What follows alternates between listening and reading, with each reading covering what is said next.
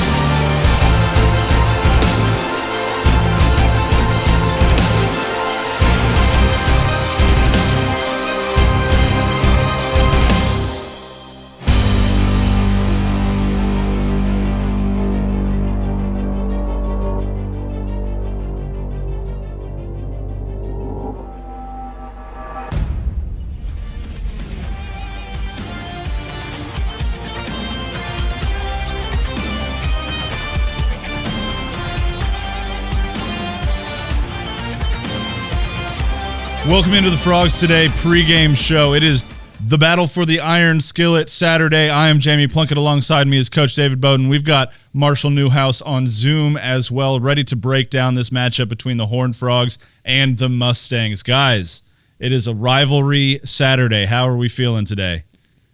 Fired up, man. I don't know about you, Marshall, but let's get this thing rolling. I'm amped up. I always was for the Skillet. I'm from Dallas. This is always a big game for me, and I hope the rest of the Frogs, the younger Frogs, share the sentiment because it's a big deal. You know, Marshall, let's start there. Let's start with your experience in this game. You traveled to Dallas a couple times in your career. Obviously, SMU wasn't as good as they were, as they are now, but you've been in hostile road environments in rivalry games before. Talk me through that as a player. What's going through your mind? What's the energy like, and how do you work through it all?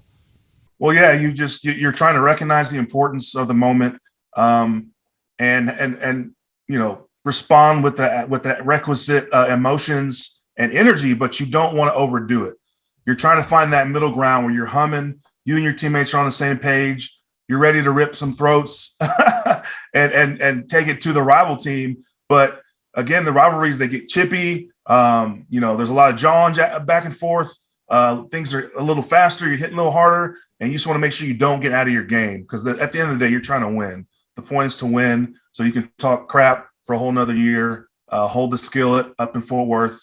And so, yeah, you're trying to walk that fine balance, that edge of just intensity, making sure the guy next to you feels it, that he's ready to go, and controlled aggression so we can come out there with a dub. You know, Coach, for you, tell me from a coaching perspective, how does a coaching staff manage the energy and the environment when you go on the road to help guys stay focused and in the moment? Yeah, well, first of all, I hope they share Marshall's sentiments about ready to rip throats, right? I want that as well, but I think, you know, Coach Dykes really has done an awesome job this week, in my opinion, of keeping things even keel, and it's sort of his MO, right? He's able to. Everything from the way he runs, you know, his offensive philosophy to just, hey, this is what we do. I don't care. We're just going to line up and we're going to run our stuff and then we're going to, you know, mass produce it a bunch of different ways. I think that permeates throughout the entire program. I think he's a guy who he's commented on this week and said, look, if we get too high for this, we roll into Oklahoma. How do we get ramped up for that one and then the next one and so on? And so he's done a really good job walking the walk. And so I think, you know, it is all about striking that balance. It's about making sure that your guys are focused on your job And I think for games like this, as a coach, you almost have to downplay things. And then there might be some weeks, rolling into Tarleton, right? For instance, last week, well, they got to ramp it up. Your guys aren't naturally or inherently as excited or maybe motivated, and so you're really playing them up. You're telling them how good Tarleton is. You're showing them all their positive plays. You're doing those things. Whereas this week, you're just trying to keep those guys, make sure they can calm down a little bit so you can have that balance for 4 quarters. There's that standard from week to week that you try to set as far as how you go about practice, the energy that you bring every single day. But this is a rivalry game for TCU that's coming after a bye week. And so does that change at all? I kind of want to hear from both of you guys. How does that change your approach to a rivalry game when you have an extra week to prepare? And is there something to be said for focusing on that rival for 2 weeks instead of just one that helps, that maybe just amplifies the energy, gets you amped up and moving a little bit more? What goes on into that? Well, I would say after Tarleton, knowing you had an off week, I don't think coaches want you to spend 2 weeks devoted to SMU. It's not that they're not worth it. I don't think any team you'd want to devote 2 weeks. So those first few practices last week were just like, how do we get better? What do we need to get done, regardless of who the opponent is? So that was a self-help week, if you will. That was an us week with sprinkled. You start to introduce SMU, new things in their scheme. Their playmakers, like what's our mindset going to be as far as winning the game tactically? But yeah, we're working on ourselves. We're still getting, we're hitting pads a little bit, run fits, 7-on-7. We're trying to work on those small things so we can just get better as a team as a whole. And then you start come Friday, end of the week, as you kind of still try to simulate a ramp up to a game, even though there's not a game for you on Saturday. You start to turn minds to SMU and the rivalry and how important everything is. But it's not all devoted to SMU. You slowly turn the knob up and get guys kind of frothing at the mouth. Come this week, practices were locked in, and our only focus is SMU. Yeah, I agree totally. I think if the game plan's in too early, it becomes stale, right? You start to question it. All of a sudden, all the work and prep stuff you did, 2 weeks out, you start to pull things and it looks completely different in a week. So you got to make sure you're cautious of that, right? And then the other thing, in addition to making sure that you're taking care of yourself, the fundamentals usually in camp that you usually play on for the year, right? Because you're not game prepping, and then you can do that again, reset it, obviously during a bye. The problem for these guys, and I say this is sort of the downside of having it this early, is that they're obviously just coming off of camp. They go to Colorado, so they have a first road trip. They come back home. They've yet to find a rhythm and a groove and just that routine that you want to settle into as a season. Every player knows, every coach knows that, hey, Thursday means this, right? Monday means that. I mean, there's a really we're all creatures of habit, but in football it is amplified. And so I think and Coach Dykes alluded to that a little bit this week, and just hey, we just want to get in a routine. So here on out, there'll be 10 straight weeks of football, which is in a lot of ways is a good thing. Not from a health standpoint in the middle of the year. So just making sure that stuff isn't too early, and all your focus. If you do that for SMU, it just becomes overkill, and again, now you're not being consistent. So take care of yourselves during the bye week, and then, as Marshall said, start to ramp it up towards the end of that bye as you roll into game week.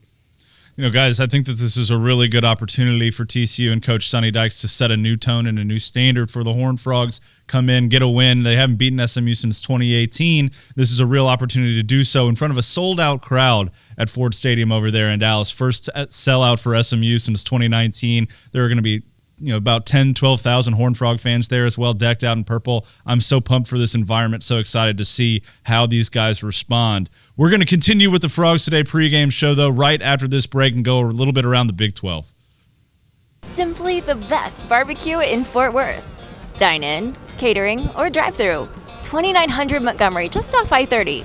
Remember, the best barbecue in Fort Worth is at Railhead Smokehouse. Old Trapper Beefs. Tough snacks. Out here, nothing comes easy. That's why you gotta be tough. The truck, it's tough. My crew, definitely tough. But Old Trapper taught me the value of tenderness. Old Trapper, what's your beef? Oh, It's a puppy.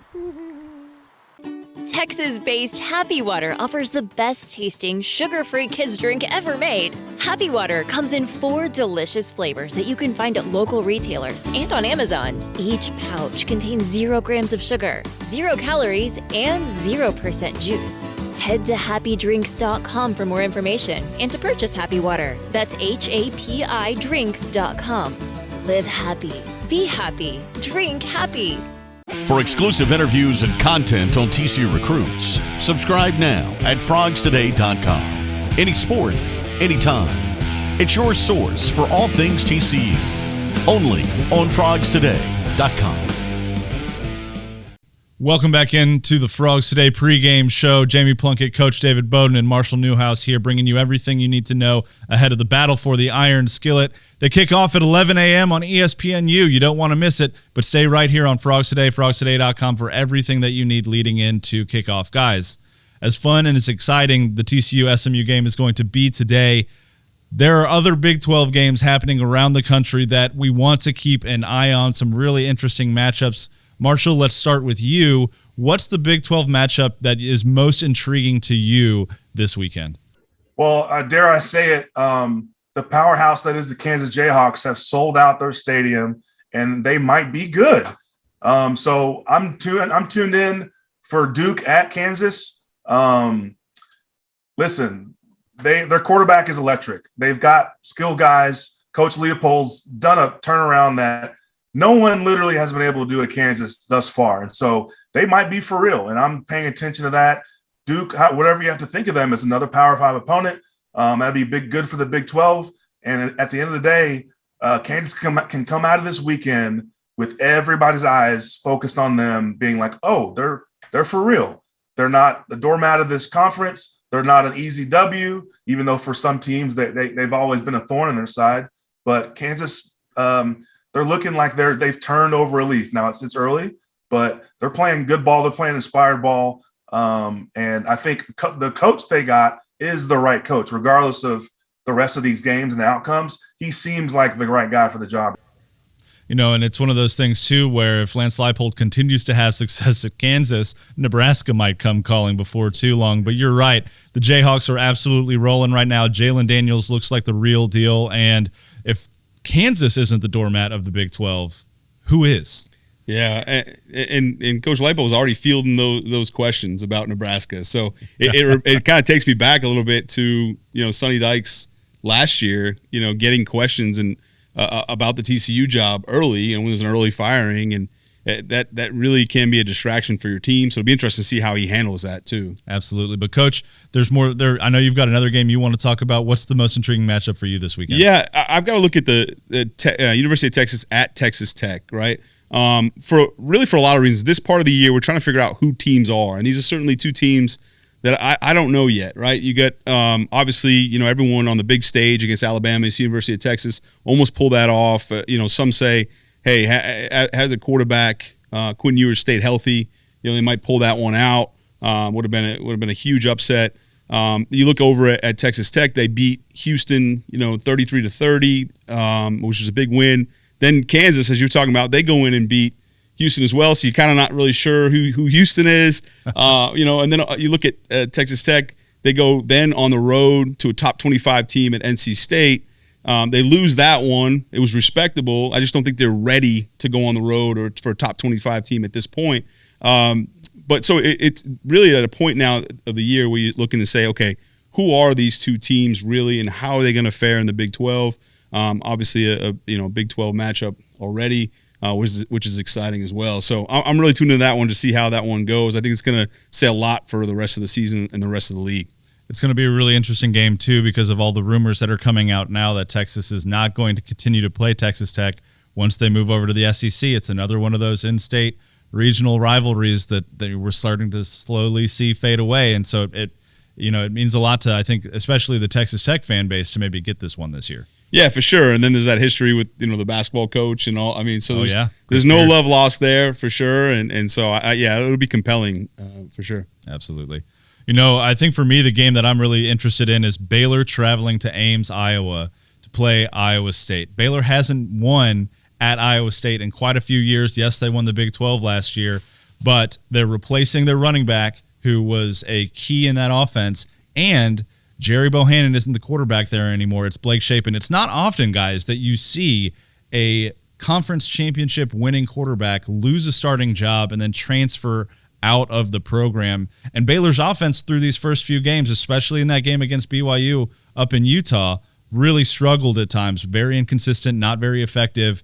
I'm really intrigued by what Baylor can do on the road in a conference game against an Iowa State team that, their offense, Xavier Hutchinson's a freak as a wide receiver, and they're always going to bring a pretty good defense. They beat Iowa for the first time in the Matt Campbell era this year as well. I'm just very excited about that matchup. Yeah, I agree with you. And I think, right now for the Big 12, there's a lot of eyeballs across the country on the Big 12. And I think that's always a good thing, right? It's rising tide lifts all boats. So it's a good thing for TCU as well.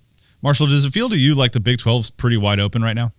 Absolutely. I mean, we talked about that before Charlton, and just feeling like the Big 12 from a competition standpoint, it's going to be tightly contested. You got, coaches that are coming their own, a lot of new hires, but teams as a whole that can kind of come out of nowhere and win the conference. Your mainstays, usually Texas and Oklahoma's of the world, any given Saturday. At this point, I haven't seen a whole lot else that indicates that there's just a runaway favorite. So yeah, we're going to continue to see each Big 12 team kind of grow into themselves, into this league, and you hope that there's just not a whole lot of friendly fire at the end of the day with, the playoff hasn't expanded yet, but as we think about the end of the postseason, having a representative in some of these games, you hope there's not too much friendly fire within the league as the year goes on, but it's looking like that way. It's looking like there's a lot of even competition, a lot of teams that are kind of figuring things out, and only one, maybe 1.5, studs so far. So I'm excited for it, but that means good football. That means close competitive games, you hope. And the Big 12 is poised, I think, for a strong year. And, in an open landscape like this, too, one of the best advantages you can have as a team is to have a quarterback with experience. And TCU absolutely has that in Max Duggan. He's got 30 starts under his belt. We still don't know when Chandler Morris is going to come back from that injury, his knee injury, but earlier this week, Sonny Dykes did say that he's out for this game. We're going to see Marcel Brooks come back. Potentially, he's dressing out. He might play today. He might play today. He might get out there after the injury that's kept him out at the start of this season. A couple other guys potentially coming back as well, including safety Bud Clark, which will be really great. But before we get further into our analysis of TCU and SMU had a tailgate on Friday night over on campus over there in Dallas. And we sent some frogs today, guys, undercover to go and tell us a little bit more, hear how SMU fans really feel about the Horned Frogs and Sonny Dykes this year. Check this out.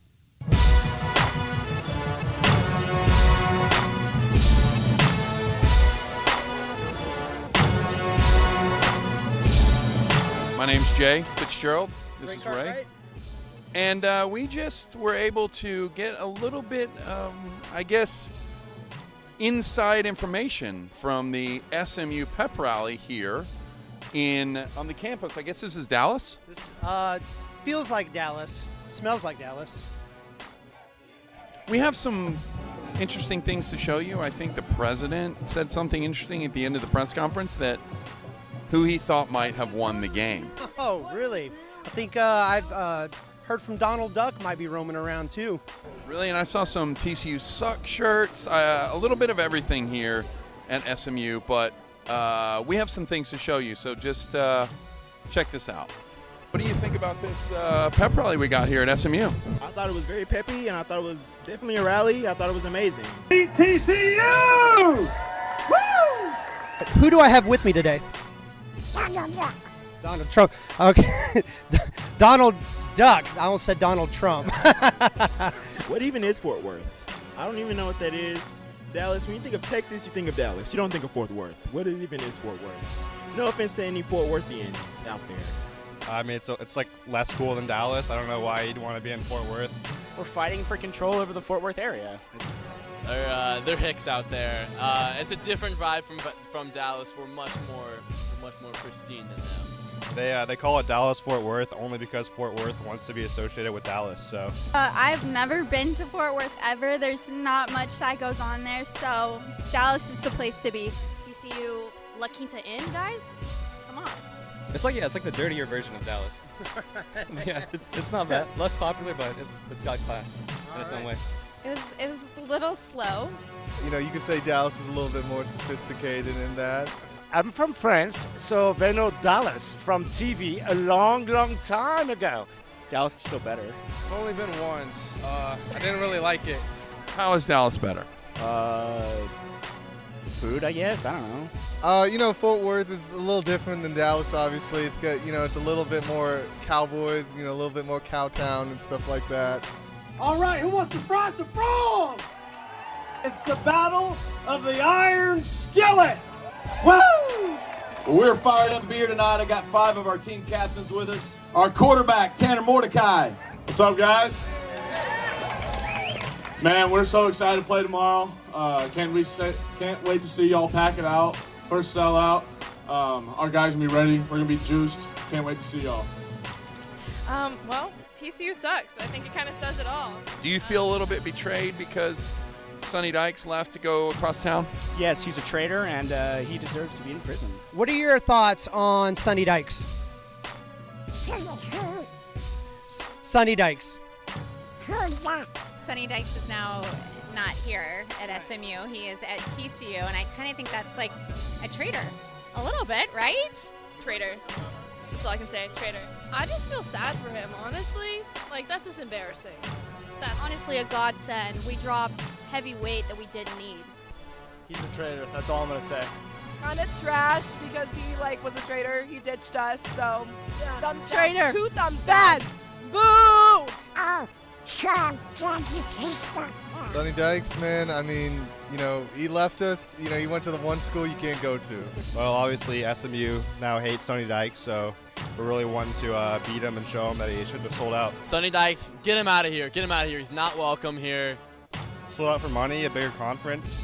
Took some of our recruits with him, so we're pretty bitter about that. He did a great job. He left SMU better than he found it, which I'm really grateful for that. And he's going to do great at TCU. I wish him the best. TCU sucks. Let's go. We were talking a little bit earlier about how you do the pony thing. Yeah. This is, did they get, this is what? Can you do that? No, I can't do that. You can't do that. Can you do this? I can do this. Yeah. Okay, so you can do this. This is like not peace, but it's pony up. A little bit with the limper finger. Putting too much bend in the fingers. Yeah, it's a limp finger, a peace sign. Copycats. Yeah, they're a bunch of copycats. Well, they kind of copied us. They just like threw their thumb in there, I think. So. Pony up! Pony up! Go Mustangs! Pony up! So we're going to end this right, Mustangs, and all of you are going to help us end this right. When I count down to 3, you're going to help me say, don't shoot it off and don't hit, or you're going to help me say, beat SMU, beat TCU. I was doing so well.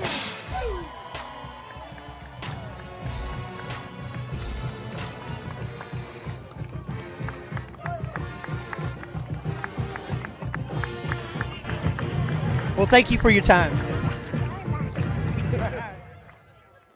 Guys, that was absolutely hilarious. Love seeing you do that work. Great job letting us know how SMU fans really feel about Sonny Dykes and the Frogs. We'll be back with more of the Frogs Today pregame show right after this.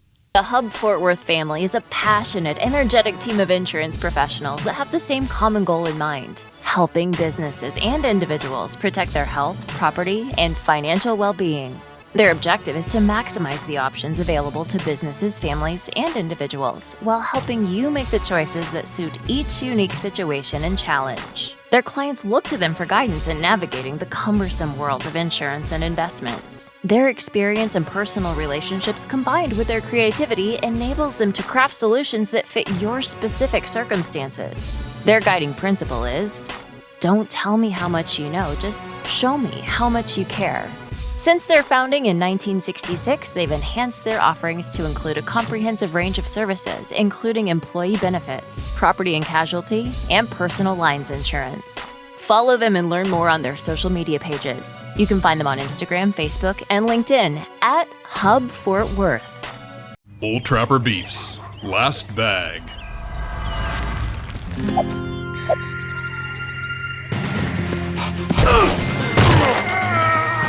You know there's plenty for both of you. Bull Trapper, what's your beef?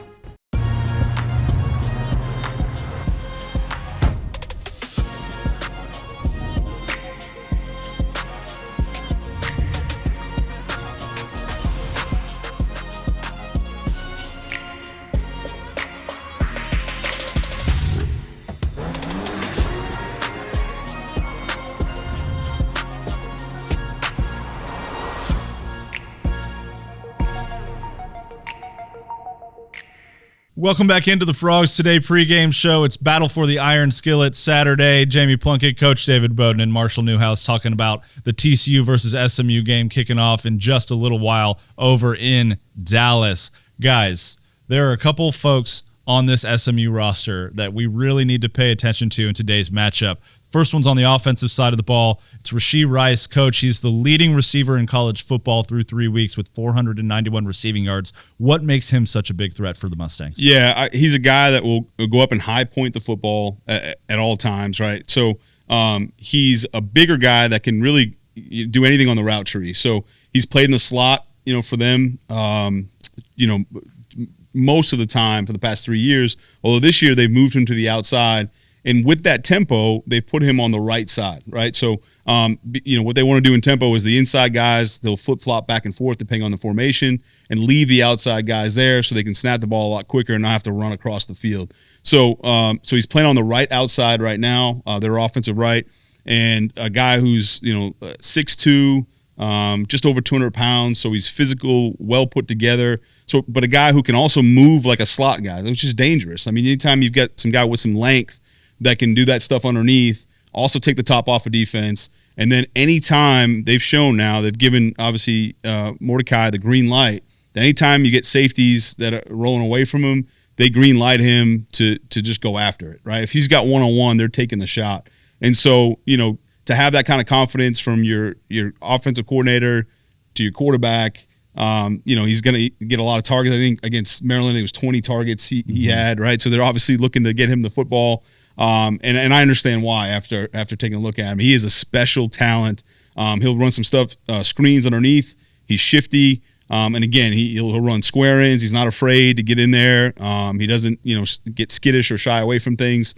So he catches the ball in traffic. I can go on and on. He's one heck of a player. And it seems, though, like he is the weapon on offense for SMU. Tanner Mordecai loves to get him the ball, try to get him the ball.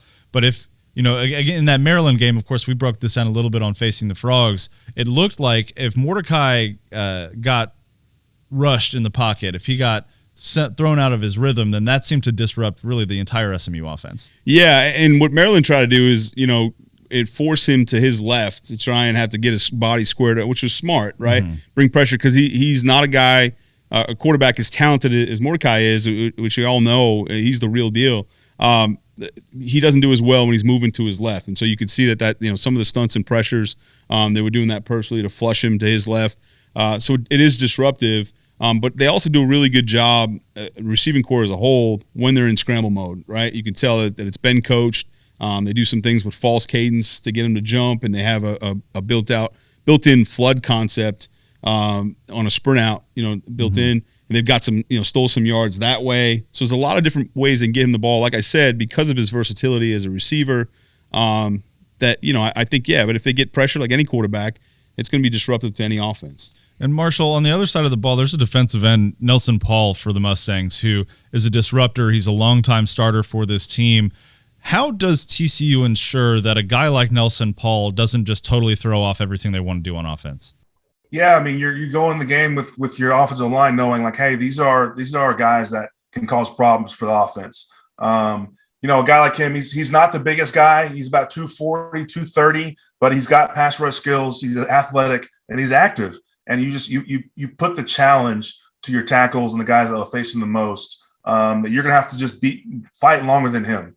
I don't think he's overwhelming as an athlete. I've played against guys, and there have been guys in this league who you're like, all right, this is a problem. He's going to play on Sundays for sure. I don't know if he's this guy, but for what SMU does and what they need, he's plenty active, plenty disruptive, and can kind of throw things off a little bit. So you're asking your tackles, hey, we need to be taking consistent sets. We need to be using our hands, and we just need to be prepared to fight the whole down. There's not going to be a clock in our head. We're not expecting Max to have the ball at a certain time. If that means guards who are uncovered, if they secure the down interior defensive lineman, look to help inside out on the tackles. Like this guy is one of their better players on defense, and we just can't let him beat us. We can't let him cause a scene. Let Max kind of feel him on the back of his neck, throw their rhythm off, give Max a clean pocket. And then you do that also by you instill your will in the run game. You take it out of him in chunks. We know Max likes to run. Our offense, I think, morphs into more of a running offense with him at the helm. And I think that's inevitably a good thing against guys who are active athletically as pass rushers. So you start to lean on him. You give him extra shots. Hey, this is a rivalry game. Anything up to the echo of the whistle, this is a rivalry game. You make sure he knows that you're there all day. This thing is for real. And whatever the score looks like, whatever the game looks like at the end of the game, whether it's third downs, must-have it downs, he's taken the brunt of that punishment all game long. That takes it out of him when we need it the most. So you go in with the mindset about, hey, whatever it takes, bite, scratch, claw, make sure this guy feels us for the entire game. It goes back to that ice, that the tear their throats out mentality. Make sure his ice bath needs to be 4 or 5 minutes longer than it normally is, right, Coach? Yeah, for sure. And Marshall, if I could, I had just a quick question. You brought up Max Duggan, and we look back at the Tarleton State game. Jamie, you and I talked about how he stayed in rhythm. He was able in the pocket a lot more, not looking to just run around. He really just looked in a groove.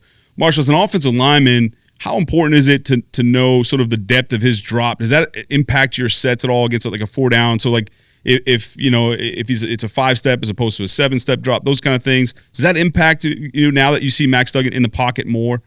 Yeah, definitely. When based on the play, based on the route tree, whatever, where he's going to be when his back step hits the ground, and if he's a guy who steps up 1.5 kind of beads, the defensive end is looking at the quarterback through his rush on you. And so you have to have a feel for the quarterback's going to be, knowing that after the initial rush and you stun him, whatever he tries to do, he's going to redirect. They're not going to stop their rush. He's going to recounter inside.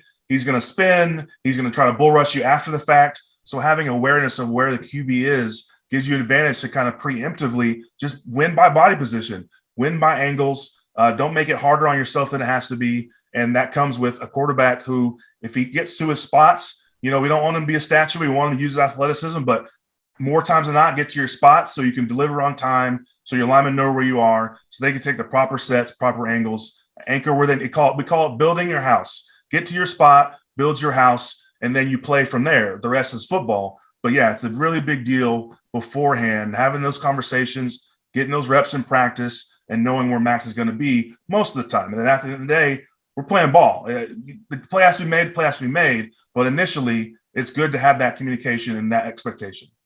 And I think TCU's offense does a lot really well, that it kind of naturally disarms the defensive end that's really good at rushing the quarterback too. You talk about a lot of sweeps out into the flat, a lot of quick passes, getting the ball out on time. You guys have mentioned a little bit this, in Facing the Frogs, when we watched this SMU linebacking core and some of the safeties and run help, they were pretty slow to the football. And so maybe that's an opportunity too for TCU to throw Nelson off and throw the rest of this defense off too, is just by getting the ball out of Max's hand really quickly and doing some of the stuff that's been efficient through their first 2 wins. Yeah, I completely agree. You saw Maryland try to do it from the very first play. Their very first offensive play was extremely intentional and telling to me, right? They came in, the receiver, they try to run a crack toss on him, just to get him decleated on the first play. I mean, honestly, you put that bug in his ear on play 1, that's something that carries with you for the rest of the game. And so I would look to them to kind of play games with him a little bit, and they can do some stuff on nakeds and that sort of thing as well. And TCU has shown some really nice nakeds off of the jet sweep.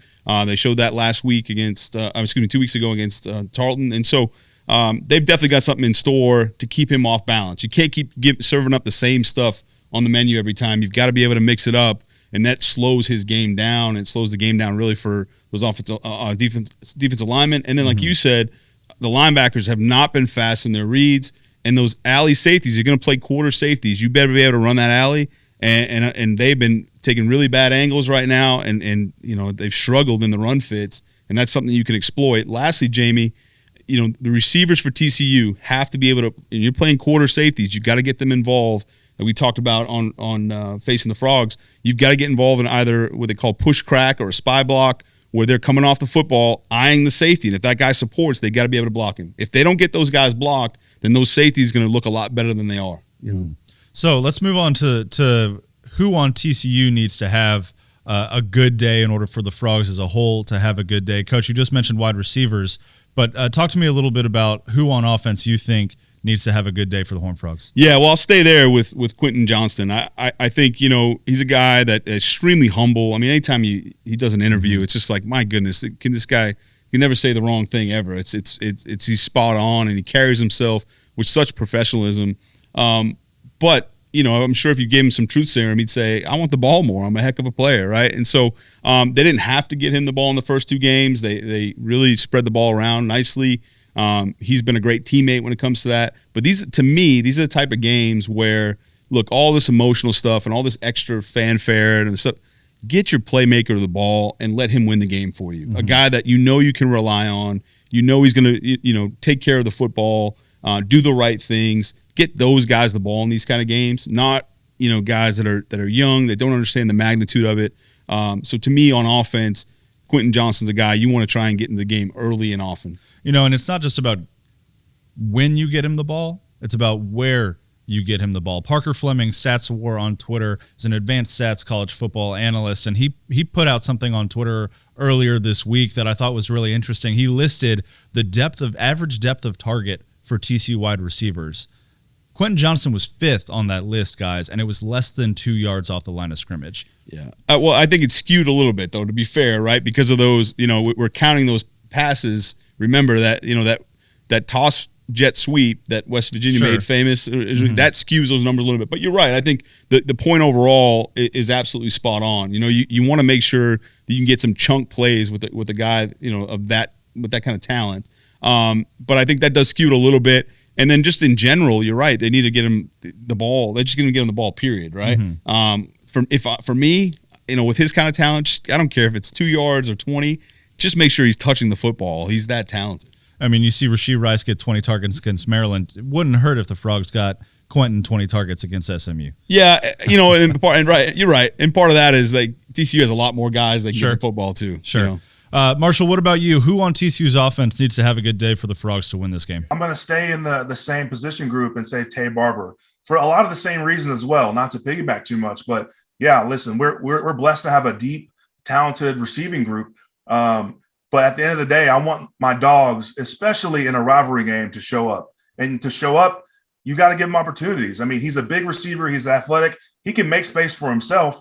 But manufacturing stuff, especially early in the game, get him in the flow, get Max comfortable, a couple early completions, tunnel screens, quick now throws, and then those build into being able to go deeper in the route tree. And a guy like Tay is similar to Quentin. He's a senior. I mean, these guys have seen a lot. They're very experienced. You can rely on them. So giving him one-on-one matchups, allowing him to get the ball in space with yards for yak is going to continue to churn the engine of this offense while we're figuring things out after the injuries and with a new, a refresh at quarterback right now. So those two guys, I think, are so important to get us going. Obviously, we want to run the ball. We want to establish the run. We want our guys to really be leaning forward and lean on this SMU defense. They're not known for being stout in any kind of way. But like you said, you want to challenge those safeties, but like eventually those safeties are going to get too nosy. And eventually Quentin and Tay need to take the top off of defense. We need to get the ball in their hands, make a guy miss, and make them pay. That is what this is about. Max, for whatever you think are his flaws, is a capable quarterback. He's got a lot of wins in the Big 12, and that can't be, looked past. And so we've got to allow, again, our playmakers, our dogs, to then give them opportunities to kind of take over the game. That, to me, at the end of the day, that's what recruiting is for. That's the whole point of getting these guys, a guy like Quentin, on the roster, is to let him take over games, not force it so that it's obvious, but get the ball in his hands and show them, hey, this guy, our guy's better than your guy at the end of the day. We're taking the Skillet, and we're going to do it through Quentin. We're going to do it through guys like Tay, the guys who have helped continue the tradition of this program. And so, yeah, that my answer is Tay. But again, it's very in line with Quentin. And it's funny, I'm a lineman talking about receivers, but those guys I believe in have that mentality. You talked about Quentin being humble. Quentin's also just, a confident guy. These guys are confident, and we want to play into that confidence. We want these guys to feel like there's no one that can cover them, feel like they can score anybody. And I think we have that. We got to give them opportunities. Yeah, I mean, you mentioned recruiting, and Coach, you mentioned depth. Tay and Quentin are obviously near the top of that list, but guys like Jordan Hudson too had a great game against Tarleton State. That helps keep a defense honest, especially in the secondary. No question. Yeah, absolutely. Marshall, get me fired up. Did you hear that, Coach Garrett? Coach Garrett Riley, Marshall Newhouse, okay, at TCU SAR said, get those dogs the ball, right? Get our dogs the ball. And let's not forget about Kendre Miller either, right? Amari DiMercado, Amani Bailey. Like, we could spend an hour of this pregame show just talking about skill position offensive players for TCU and never run out of content. It's an embarrassment of riches, and it's a great place to be in. And so, yeah, we're all looking forward to this explosion that we know we can provide. So I'm all for it. Let's see it. Absolutely. Just uncork it. There's no better game than SMU in Dallas to just show everything you've got on offense and run them. I'm tired of all these other Big 12 teams getting, votes in the polls. I'm like, listen, we got to prove it to them and just kind of go take it.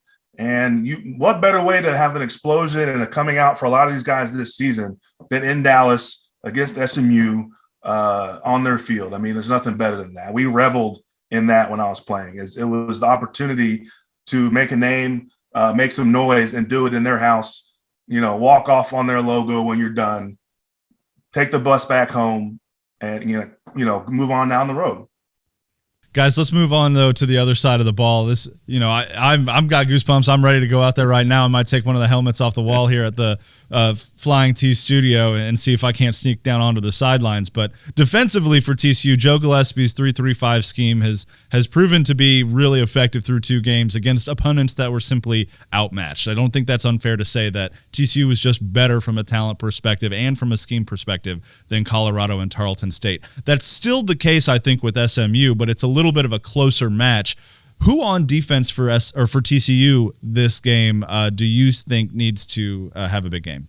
Yeah, for me, it's Trey Hodges-Tomlinson, right? I look at them and this is a game I talked earlier about. We talked about Rashee Rice and what all he can do. Mm-hmm. I also mentioned that they put him on the right side, the entire game on the outside. Well, what that does for your matchup is you don't have to have, if you want to put one corner, right? And if Tomlinson's your guy, your coverage corner, and he wants to prove to the world that he's a lockdown guy, well, now you know exactly where he's lined up. Mm-hmm. Okay, so now you don't have to follow him around the field and travel with him everywhere. You know that on the defensive left, you line up, you're going to see him across from him.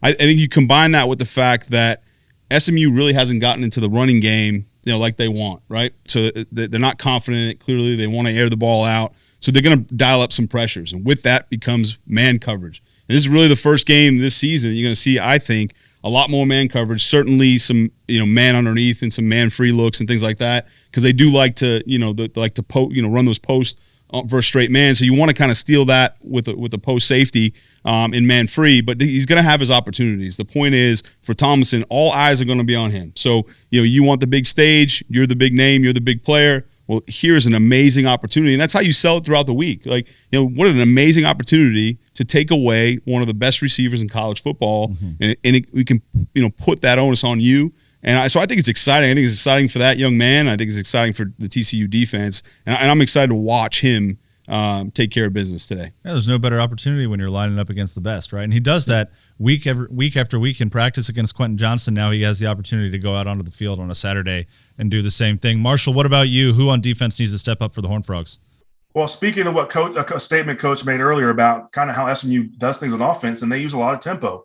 And part of the tempo is, you want to continue to, get defenses in compromised positions. You don't allow them to substitute a lot. You want their communication to suffer. And to me, D. Winters is a guy in the middle and the flow of this entire defense. They all look to the sideline for signals from Coach Gillespie, but D. Winters is a guy who has to get people in their position, and you're gonna have to do it in a hurry, both from a defensive line, linebacker, sometimes DB, whether it's a blitz and stunts and all that stuff, and doing that with expediency when they're trying to get the ball off is a huge communication deal. And so more so than anything physical this week, it's going to be a mental thing. And I hope sprinkling in a little bit of the game plan last week will help a little bit, but really hope D Winters being in his playbook, studying tape, getting these guys kind of dialed in so that he can communicate and be the coach on the field for the Frogs defense. That Malachi, I imagine, is going to continue to take advantage.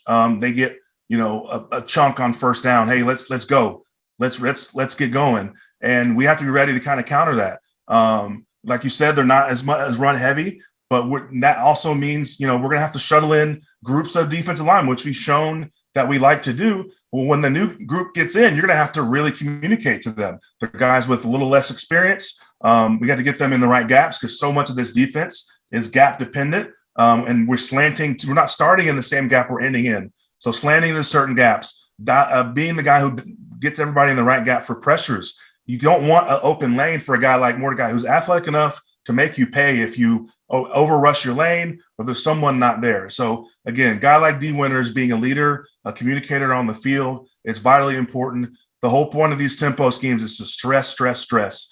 And if you have a guy has a lot of experience like him, he's a tackler, he can run sideline to sideline. It gives you a huge advantage in setting your defense so that at the very least, you're ready to play all on the same page when the ball is snapped. It won't always be perfect, but you're trying to get on the same page and move forward when the play is ready to go.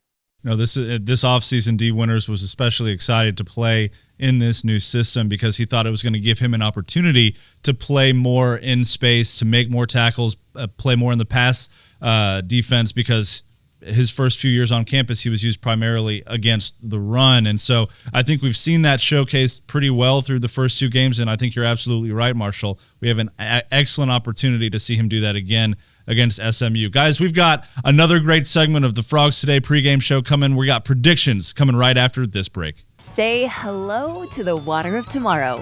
Richard's Rainwater. Richard's Rainwater is 100% rain, refreshing, renewable, and the only ingredient we use in our water. Why rain? Because everyone deserves access to clean water, and rain is a 100% renewable resource available everywhere. Drink the rain. Save the planet. Shop now at richardsrainwater.com. Simply the best barbecue in Fort Worth. Dine in, catering, or drive-through. 2900 Montgomery, just off I-30. Remember, the best barbecue in Fort Worth is at Railhead Smokehouse. The Flying T Club provides the everyday TCU fan and alum the ability to specifically support TCU student athletes. Flying T Club offers 3 levels of memberships. The Flying T Club is a nonprofit organization supporting the brand development of TCU student athletes through a series of unique event-based networking opportunities, which are exclusive to our members. These events provide a great social engagement tool for our members and student athletes alike. Follow them on Instagram at Flying T Club or online at flyingtclub.com. Dave's Hot Chicken is a cult favorite and now has 2 locations in Fort Worth, Bryant Irvin Road on I-20 and Berry Street at TCU. Both owned and operated by Horned Frogs. Order the number 4 or number 5 for the tastiest lunch special under $10, or order online at daveshotchicken.com.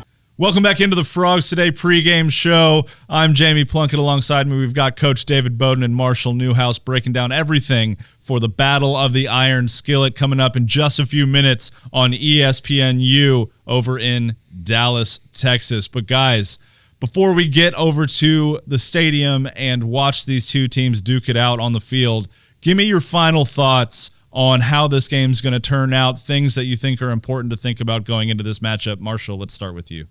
Yeah, we're going to find out what kind of leadership we have. The guys who run the locker room. I love that Coach Dykes gives so much autonomy to the players. He emphasizes and allows it to be their space, their voice. And these are the games where you want your leaders and your seniors to be the guys leading the charge. We shouldn't have to get up for a rivalry game. If this part of the speech all week should be, if you have to get up for this game, then you just don't get on the bus. This should be something that you're juiced up to go, and part of that juice has to go into preparation. We want to be prepared.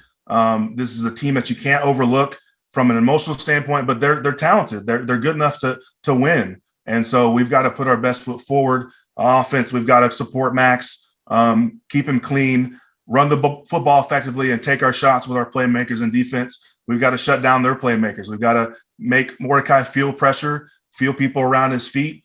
And then at the end of the day, if the game's close, you go take it. You don't wait for someone else to make a play. You go make a play and you go take it. You celebrate with the skillet on the field in front of your fans, and you go home happy. You know, you talk about bringing the juice. The Frogs got a pretty good juice bar over there in their dining hall too. But Coach, what are your final thoughts about this game? Do we get a score prediction? We'll get to predictions in just a second. I want to hear your final thoughts. Oh man, okay, I'm fine. I'm ready to go. I want this thing to kick off. No, look, I think it's a defense for TCU that finally gets to be on a stage versus a formidable offense. Honestly, I mean, nothing against those other, Colorado or Tarleton State. I think Tarleton State's a good program for an FCS program, but now you get against a premier quarterback and really get tested, for the first time. And so that'll be interesting and something to watch for sure. I think how they haven't seen a real true tempo offense yet as well, and you can practice that in camp all you want, but it is different getting the calls and getting that communication in for a new defensive coordinator this year. So all things to keep an eye on, but I really think at the end of the day that TCU is just a better team, right? Throw all this other stuff out there. I mean, I have to go by what my eyes tell me. My eyes tell me that they're a more talented football team.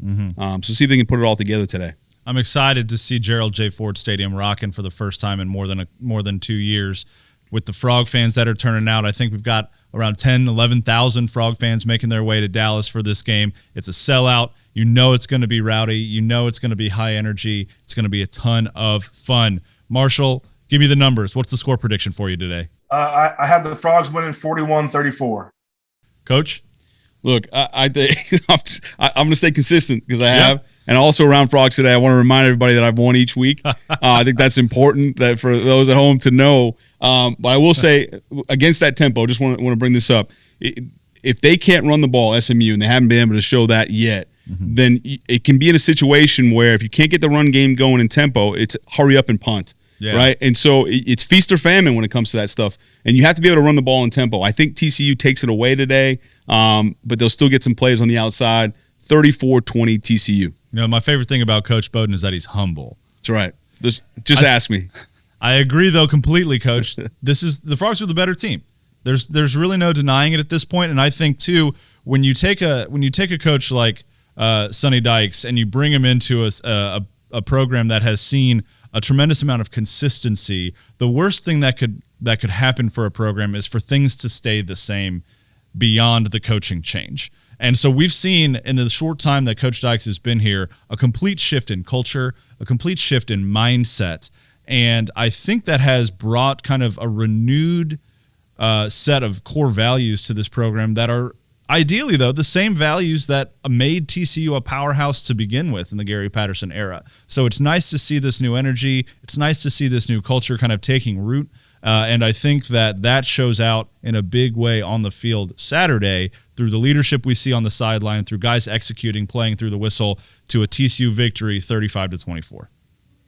I like it. So, guys, we all have TCU ending up 3-0 after the game today as they lead on into Big 12 play. They got Oklahoma next week, but we'll get there when we get there. Right now, it's the battle for the Iron Skillet kicking off on ESPNU.